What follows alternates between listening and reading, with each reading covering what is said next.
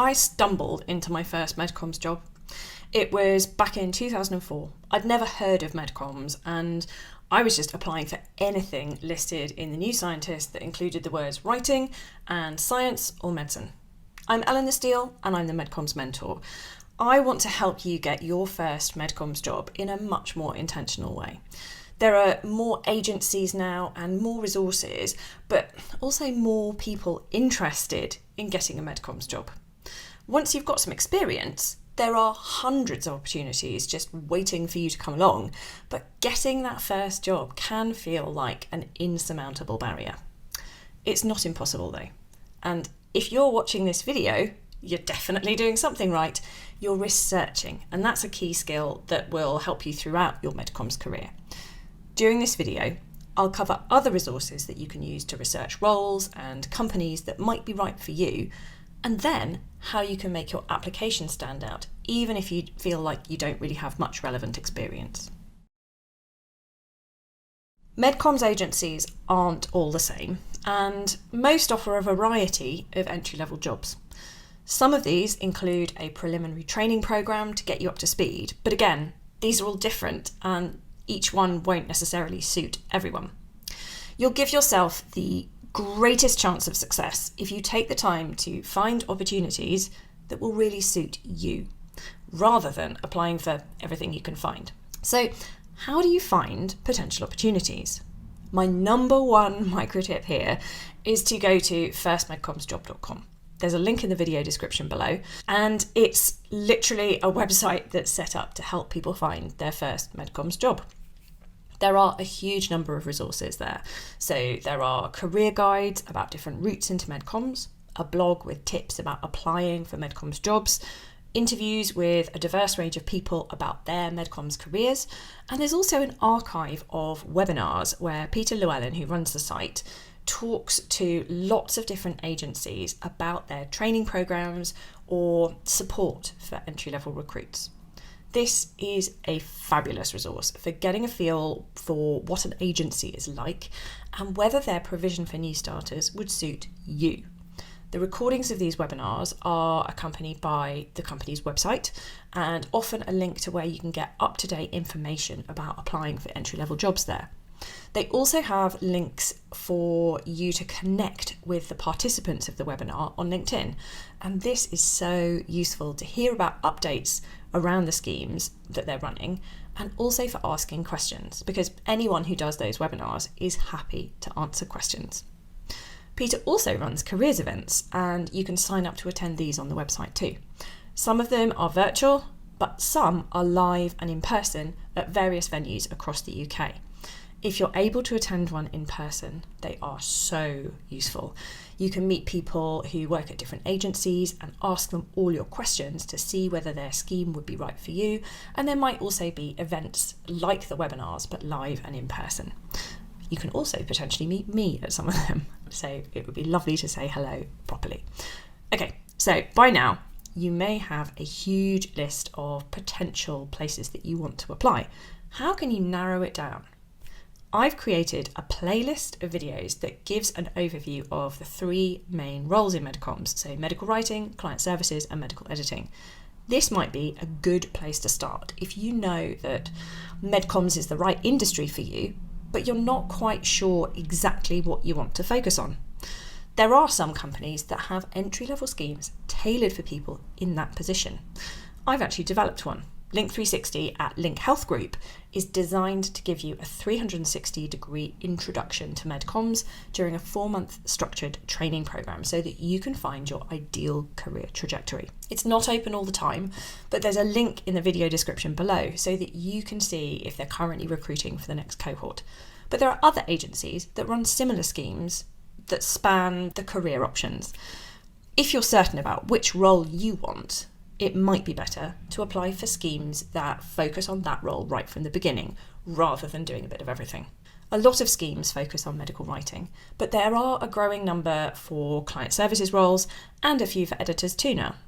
You could use my video on what different agencies are like to weigh up these different options and decide what would suit you best.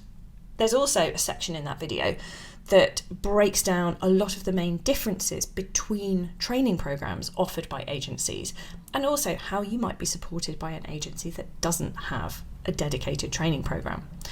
Once you've got a list of target opportunities, it's time to dive a bit deeper. Whenever you find a role that looks like a really good prospect, you should gather as much information about it as you can. Go through the company's website, their LinkedIn page, any social media that they have, especially if there are things specifically about their entry-level roles or their training program. You want as many details as you can get for a few different reasons. Firstly, you need to double check that this is the right company and the right role for you. This can be a bit tricky. Not all agencies call these entry-level roles the same thing. So the standard medical writing entry-level role is associate medical writer, whereas you have account executive in client services. But lots of agencies have their own names for all roles within the career pathway. And so it can be really hard to see which roles are equivalent between companies. Also, lots of agencies that have a training program will have a job title just for those trainees. So the Link 360 program has everyone as a MedComms executive, and they will then specialise to become a medical writer or account executive once they've finished the program. So it's a good idea to look at how they describe the role, what they say is involved, what skills and experience they're looking for, what their expectations would be for somebody actually doing that job. That makes it easier to judge what's right for you rather than just looking at the job title. It's also good to do this research to think about softer things like what the company culture is like, and logistical problems like where are they based? Will that location work for you? A lot of companies require new starters to be office-based during their training program so that you can have a lot of support around you. But depending on where their offices are, that might make things tricky. We need to really consider all of these things before we apply for these jobs. And we also need to understand what's in the recruitment process. Do you need to email them a CV and a cover letter? Or do you have to apply through a form on their website? Is there a test to do? Do they hold interviews or have a recruitment event, including interviews, but maybe other activities too? What sort of time frame are they looking at? Will it fit in with your life plans? It's no use spending hours on an application form for a job that starts before you actually do your exams to graduate from uni. And if you need a job to start really soon because you're running out of money, but the start date for this job isn't for 6 months, how are you going to support yourself? We also need to think about whether we have any questions or concerns while we're doing this research. Make a note of anything that springs to mind as you go through all of the research materials that you're gathering, so that you don't forget them weeks later when you're actually at the interview and have an opportunity to ask them. It's also a good idea to do this in a separate list for each agency or each role that you're applying for, so that you don't get muddled if you're applying for more than one thing. Kind of things that you might want to ask about include things like what the salary would be, and potentially around other benefits, like whether you would get them from day one or whether you would only be able to get them from after you've completed the probation period or training program maybe. It's a good idea to think about the actual content of the training program too, so exactly what you would be learning and how, the delivery mechanism. Is it all going to be in person, or is some going to be virtual? Is some going to be mentoring? What kind of things are you actually going to be doing? Thinking about the size of the cohort might also be quite useful too, and maybe the expected number of applications. That could give you an idea about how likely it is you're actually going to get a place on that program. Thinking about whether you're going to be office-based, or there might be the potential for hybrid working or maybe remote working eventually, and thinking about any other flexible working considerations. Some companies have core working hours, maybe 10 till 4 or something like that, and you can flex when you work around that as long as you're available for meetings during those core hours. It's also a good idea to ask about progression possibilities and the team structure, so that you understand how that company works and where you might be able to progress to after you've got your initial training under your belt. Support is another key factor. So you'll almost certainly have a line manager, but will you have a mentor or a buddy? And how does that kind of system work? Some of these questions might be answered as you do your research, but having a dedicated list for each role that you apply for will help make sure that you get the answers that you need so that you can make an informed decision. I've recruited a lot of people into MedComms jobs and have reviewed hundreds of applications. The biggest mistake I've seen is that people don't tailor their CV to the job that they're applying for. Imagine a postdoc with lots of lab experience, trained in all sorts of research techniques that are relevant to that specialism, all probably having esoteric acronyms that anyone outside the field would have to Google, and a long list of publications and congress presentations from their research group that they've contributed to. Yes, they will be proud of their achievements and they will have a lot of achievements to list, and that's great. But the way you need to write a CV for a research position is not the way you need to write a CV for a job in MedComms. Not all of that research experience is relevant, and it's okay to leave things out or bunch things together if they're not necessary for the job that you're applying for. But the best thing that you can do is look at all of your experience, whatever that is, and think about what it says about you that is relevant for the new career that you're trying to get into. Picking up all of those research techniques, that means you're a fast learner and probably a problem solver. Contributing to those publications and presentations, that would demonstrate teamwork and collaboration, maybe attention to detail, maybe presentation skills, hopefully strong writing experience. Writing content so that it's appropriate for the audience it's intended for is a key skill throughout MedComms, not just for medical writers. Client services people need to hone it for their client interactions too. Demonstrating that you can do it in your CV is a massive pointer that you're already thinking about things with a MedComms mindset. It's also a good idea to mirror the language that is used in the role's job description or on the company's website when you're tailoring your CV. What are their buzzwords? How do they describe the skills and experiences that they're looking for? Matching your language with theirs is another way of showing that you're what they're looking for. You may have to tweak this for each individual company, but once you've got a good basis, this shouldn't take too long. If you're really stuck about what to include and how to include it, there's a blog post on the First MedComms job website specifically about creating your CV and tailoring it for MedComms jobs. But it also might be useful to watch my videos about writing a bio. These are focused on bios for freelancers, but they're also useful for thinking about the kind of information that you might want to include in a CV and how you can either consolidate things that are less relevant to get them into a short summary, or break down the details that you want to really highlight because they're critical to get across to the person who'll be recruiting. Once you've updated your CV, read it through, pretending to be the person reviewing it on the recruiting team at your intended agency. Is it easy to follow? Is it optimized for them? Will they be able to pull out the right details in 2 seconds flat? That's incredibly important. At this point, it might also be worth double checking whether they want you to send in your CV or if they want the same information to be submitted in a different way, maybe an application form or maybe even as a short video, which brings me on to my next micro tip. Each agency's recruitment process has been set up with specific requirements for a reason. It will be optimized for the team reviewing the applications.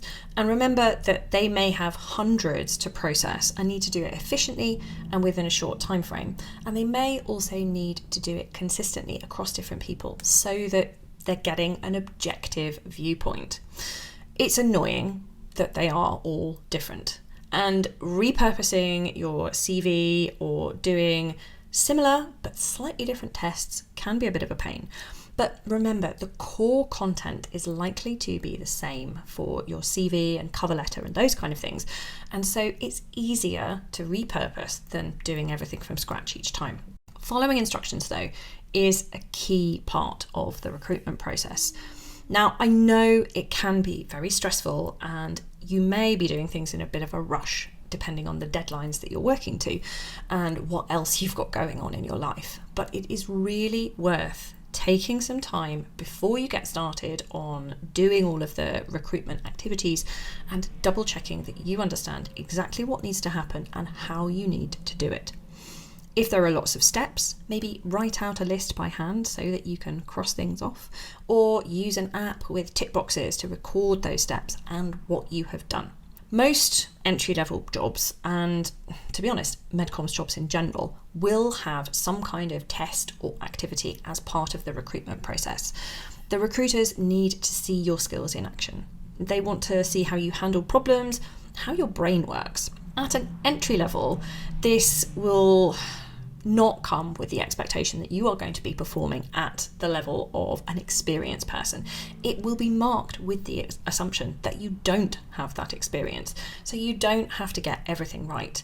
It's more that they are looking for your aptitude, whether you have storytelling ability for medical writers, what your attention to detail is like, whether you have good instincts for what to include, what to leave out, the level of detail you are writing, and how you frame that content. Someone who can follow instructions intelligently can be trained to do the job well. Double and triple check that you've followed all of those instructions before you submit anything. And again, read it through from the perspective of the person who will be marking it to make sure it makes sense to them, not just to you.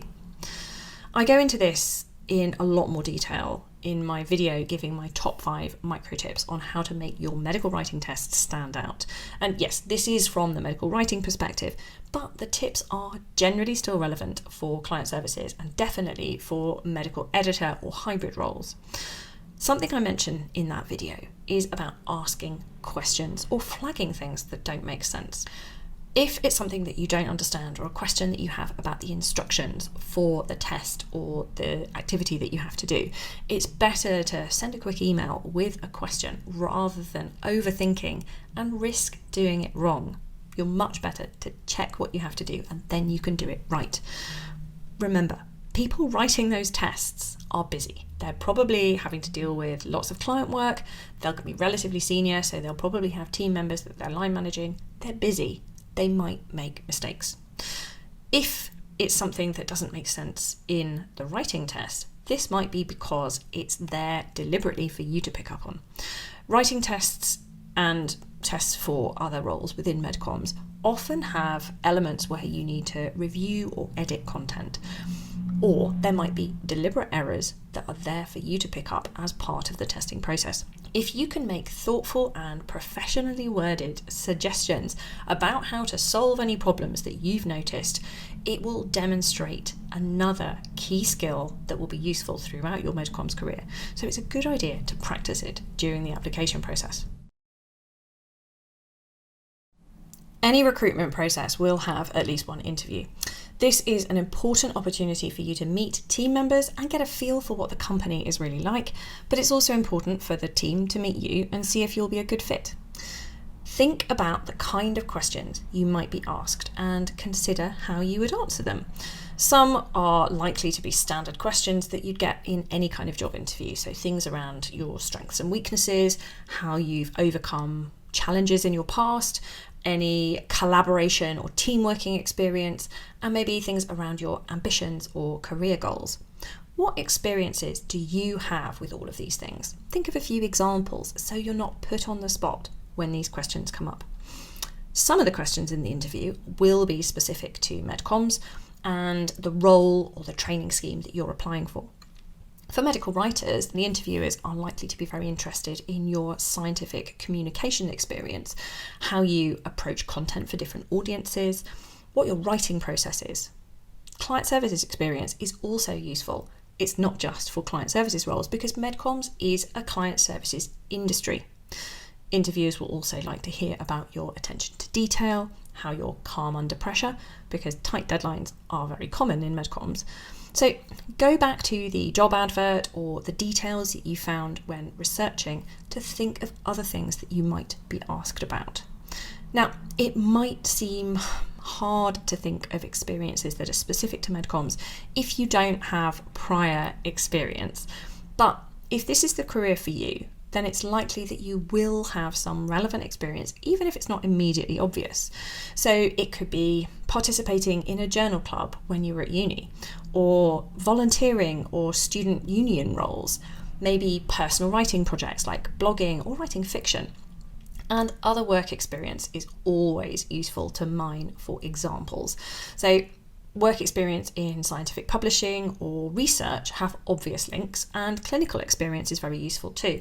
I had patient care experience from working as a nursing auxiliary in a nursing home when I was doing my A-levels, and that was very useful to talk about in my early interviews. But there will be something that you can bring in from any job that you have done. For example, working in a bar or a cafe will be something that you can use for client services experience, clear communication, being calm under pressure, and attention to detail, making sure that everyone gets what they ordered. So once you've got some good examples, you are prepared for them asking you questions. And it's a good idea to practice that too. Maybe role play with a friend or just do it in front of the mirror. But it's also a good idea for you to ask them questions. You're interviewing the company just as much as they are interviewing you. So go back to any questions or concerns that you drafted while you were researching the role. Are there any that are still unanswered? Make a list that maybe you want to even take into the interview. That's not compulsory, but it can be very useful. Bringing a notebook so that you can make some notes is great, so that you can remember everything that you've talked about when you're deciding whether it's right for you. But it can be great to refer back to that list when you have an opportunity to ask questions too. So when you're making that list, look at your original questions and concerns and prioritise which ones you really want to ask. You may not have the time to ask everything. And also, some may be absolute deal breakers and others may just be mildly interesting. One question I would recommend asking is to double check next steps so that you know exactly what's going to happen and you're prepared for it, and when decisions will be made. Now, one of the next steps might be other activities for you to do. So let's go on to the last section. Just having an interview is definitely how some agencies recruit, but often if you're applying for a training program or a cohort of people who are coming into entry-level positions, there might be a recruitment day. Lots of candidates will come together and meet key agency people from the programme, hear more about it and get a real taste for how it works. You'll also probably have an opportunity to ask questions and do an interview, maybe several short ones with different people. There are quite likely to be tasks or activities that you'll need to do with the other candidates. This is often a really big part of those days. Collaboration is crucial in MedComms teams, and so these activities are designed to get you working with other candidates. They'll probably be facilitated by, or maybe just observed by, an agency person, because they want to see how you work together, not just see whether you're successful in completing the task effectively. Some people just want to shine and are likely to just trample over other people in the group in their attempt to be the best, but they're probably not going to get the job. They won't look like a good team player. This kind of activity is definitely time to demonstrate your active listening and collaborate with the people that you're working with. You also need to lean into the exercise, even if it feels a bit silly. It might be about a fictional condition or drug with a funny name, but it will still have been designed to allow you to show whether you are suited to the role that they're recruiting for. So throw yourself in, get involved. That can be hard for introverts though, and medical writing attracts a lot of introverts. If you do throw yourself in, it will be rewarding, but it will also show the recruiting team that you are a team player. Solo tasks are probably a bit less daunting for the introverts, and there may be another writing test or other type of solo activity during a recruitment day. These are probably timed and might feel a bit like an exam. That's stressful. You might be anxious, but don't rush. Slow yourself down. Take the time to read through all the instructions slowly, several times before you dive in. make a note of the key steps that you need to take so that you can check them after you have completed the exercise, because it would be so annoying to realise that you've missed something out. Also, read through your responses before you submit them to make sure that you haven't made any silly mistakes. Getting your first MedComms job can feel like an overwhelming challenge, but if you use the resources available to you, you'll be able to choose places to apply that will suit you best and where you'll be a great fit for that agency. Then you need to research the role to check that you understand what's involved and how the recruitment process works. This will usually involve tailoring your CV or resume to showcase your relevant experience, preferably mirroring the language the company you're applying to uses. You'll also need to complete all the recruitment tasks to the best of your abilities, and that research will feed into that too. You can also use your research to prepare for the interview, including answers that you could give to potential questions that might come up, and also questions that you want to ask the interviewers. You'll also be prepared for any other recruitment activities that might happen alongside the interview, like collaborating with other candidates on group tasks, or maybe a solo activity like a writing test. Following these steps should help you get your ideal MedComms job. And you can download a PDF covering everything that I've talked through today from a link in the video description below. There are also plenty of other videos on my channel that could help, and I've mentioned some during this video. The links for those are all in the description below, but there's also a big playlist called Get Your First MedComms Job, which I update whenever I release a new video that will help you get your first MedComms job. I really hope this has been helpful, but please do leave a comment if you have any questions. I'd also love to hear if you have any other topics you'd like me to cover in the future, so do pop me a comment about that too. And I'd be really grateful if you could like the video or maybe share it with any friends who are thinking about a career in MedComms too.